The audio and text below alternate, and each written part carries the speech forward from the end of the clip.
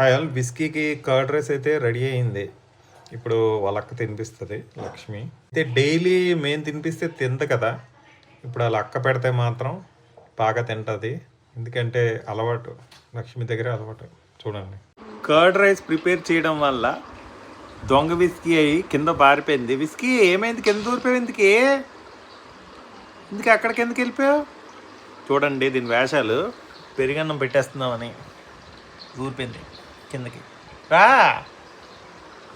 Whisky, ఎలా చూస్తుంది చూడండి, దొంగ కళ్ళు వేసుకొని. రావే, బయటకు రావా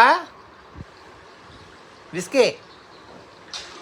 వేషాలు ఏంటంటే, ఎవరో ఏదో బాబోయ్ నాకు వద్దు, ఏదో చేస్తున్నారు, నాకు నచ్చని పదార్థం పెడుతున్నారు, నాకు ఇది వద్దు అని ఇండికేషన్ అండి.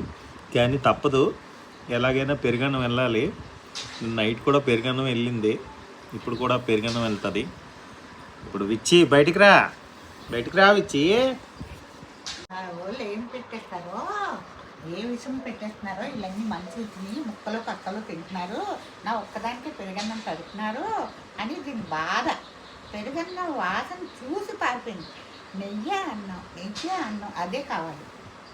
దాని బాధ ఏంటో అదే. కానీ ఏ తీటో బయట పెడితే నవ్వుకొని వచ్చి అందుకొని వెళ్ళిపోతుంది.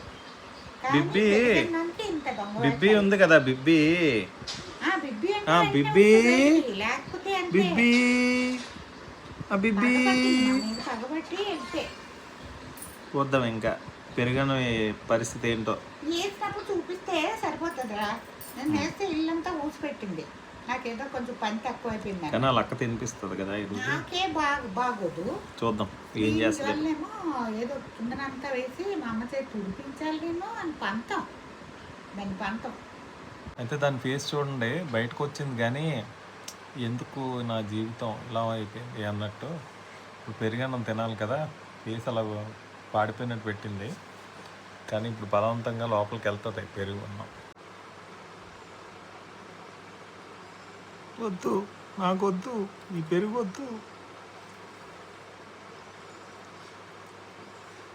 దానికి ఏ ట్రీట్ చేస్తుందా?